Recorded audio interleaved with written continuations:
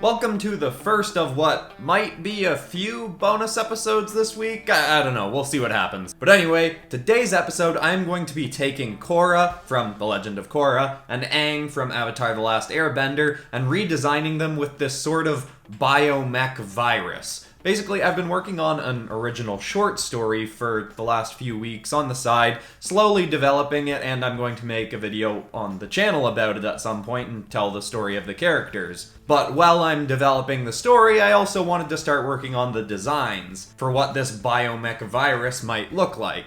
And I thought a good way to start experimenting with some visuals is take some pop culture characters and give them the bio-mech virus. That's also a working name, I haven't totally decided yet. This is all kind of work in progress, and I thought it would make for a fun video. And I've been really enjoying doing anything machine or mech related on the channel. And after my Avatar The Last Airbender genre swap episode, a bunch of people were requesting more Avatar related stuff, so here's this. So let's see how this goes. I'm gonna write some kind of story inspired by, obviously, the characters I'm pulling from and from the world I'm sort of developing. This is all just experimenting, both the video and the art and the designs.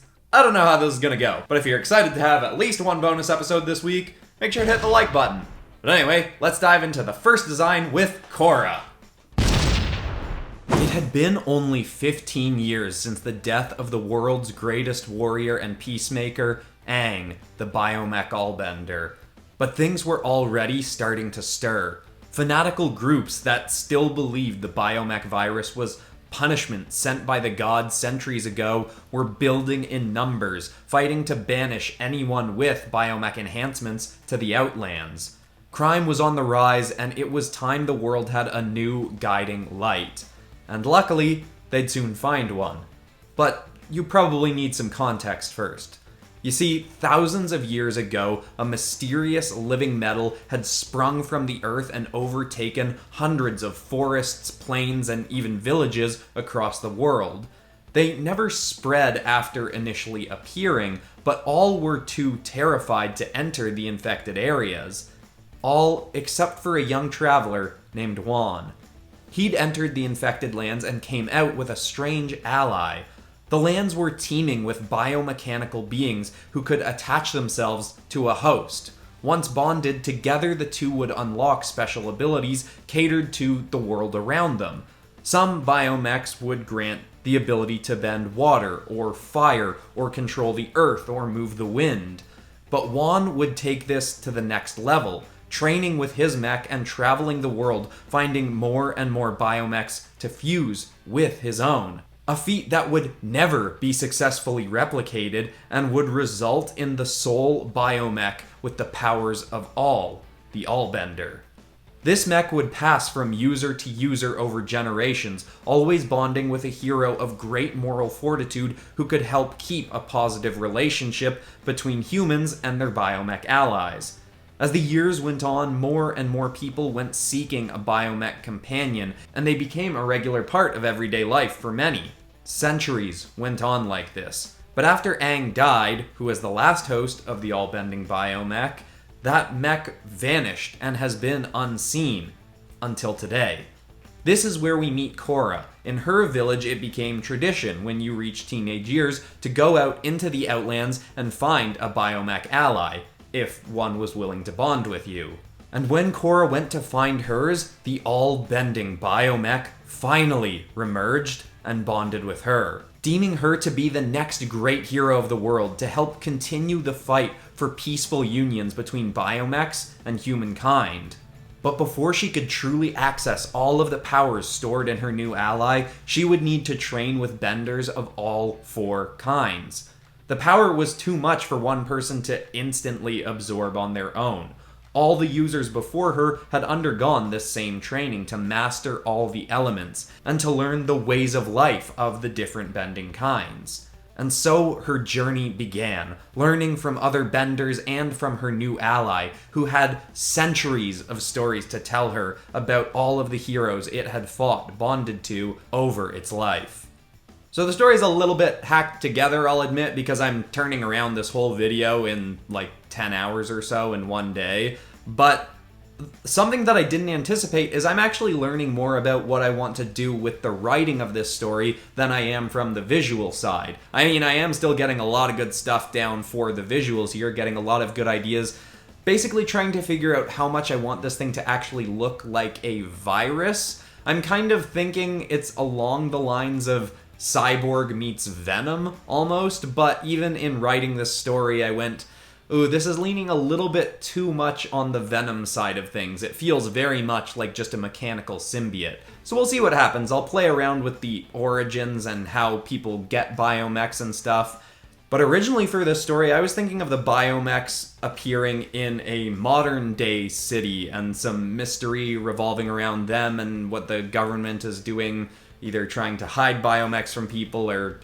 It's a whole thing that I'll get into later, maybe, but from writing this, I actually really like the idea of having the bio-mechs show up in a fantasy setting, because there's just such an interesting contrast to be had there between all the fantasy elements and all of the sci-fi elements that the bio-mechs have. I don't know, but I am really liking how writing that sort of hacked together stories for this episode is making me think a lot more about what I want to do with the actual story. It's really cool. This is a super helpful experiment. Anyway, I'm finished up with the Korra part of the drawing. I'll do the background in the Aang bit because it's all connected, but here's what Korra with her bio-mech looks like.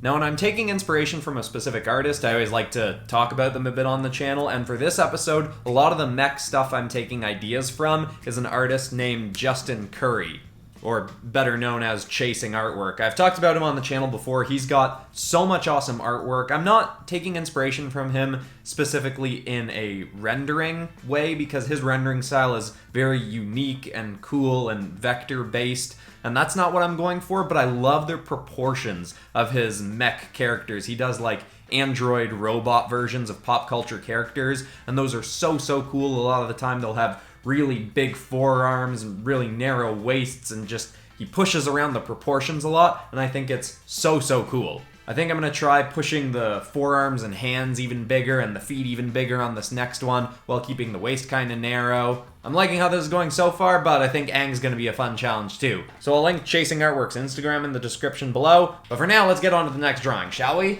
One of the heroes Korra's mech told her most about was Aang, its previous user. Aang had had one of the hardest tasks of any Allbender since the dawn of their time on this earth, because Aang, as only a child, had had to lead the world out of the Great War against the Firebenders. You see, many people unlock an ability within their mech when they merge based on their emotional state. Many proud and confident, but also aggressive and competitive people would often unlock firebending as their mech union ability. Under a power-hungry overlord, all those rather aggressive firebending mech users banded together to take control over the whole world, both normal human civilization and biomech users. This uprising started as Aang was just learning how to use his all-bending mech abilities, and he became terrified. When his village was attacked, he ran and hid in the biomech outlands. He tried to meditate for days at a time to try and further his connection with the all-bending mech, but the living metal of the outlands around him slowly grew on to Aang as he wasn't moving in his meditative state, and he entered this mech-enhanced hibernation that lasted nearly 100 years. He was only awoken when two kids happened to cross him and poked him from his slumber. He was horrified then to hear that the Firebenders all that time had continued their tirade on the world, and he'd made no progress on the training that would allow him to fight back against them. But despite Aang inadvertently keeping the Allbender mech from the world for a century, he'd then train harder than any before him to eventually become the greatest hero the world had ever known, forging a bond with his biomech stronger than any before him. Aang would defeat the Fire Overlord and unify all biomech users. He'd also make great strides in forging trust between biomechs and the tribes who refused to bond with mechs. While many still wouldn't accept mechs of their own, there was at least a trust building between those who had them and those who didn't want them. With such progress having been made, that was why the all-bending mech decided to stay hidden for years following Aang's death, to see if the all-bender was truly needed anymore. But as the world had started to slip back to its distrusting ways, the all-bender had remerged to unify with Korra, a fitting host who it believed would help be the true final user that could solidify peace amongst all the clans of the world. Now for Aang's design, I didn't try and change up the bio-mechs a ton. There's still similar design elements in there, but I tried having more separated parts of the mech. Like with Korra's design, I was thinking, okay, the bio-mech virus, which thinking about it now might not be a good term for it because it sounds too negative. But then again, I might want that. In this story, they don't really seem like they're a bad thing. I don't know, it is something that I'm still going to be playing around with a lot for my own personal story going forward.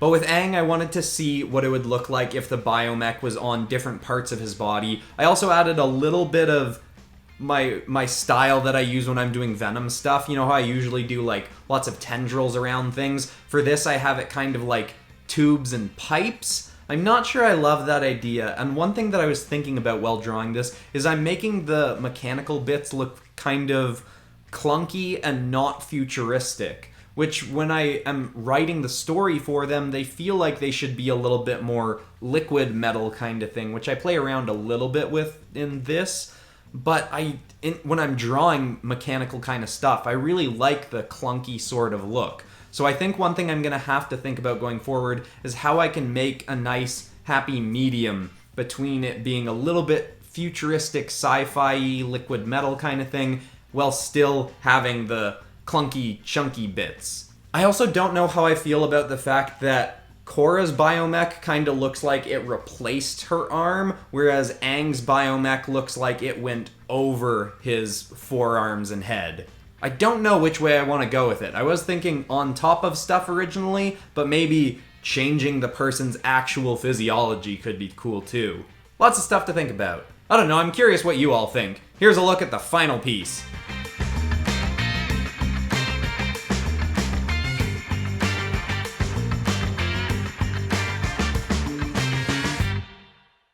Okay, this has definitely given me a lot of good creative fuel and stuff to think about for both the story side of the story I'm working on and from the design side. I don't actually know when the story is going to be finished or when I'm going to put it out, but when I am done with it, it will be an episode on this channel. So if you want to make sure you see it, make sure you're subscribed and got the bell rung to get notified when videos come out on Fridays, Mondays, and, like this episode is, occasionally more.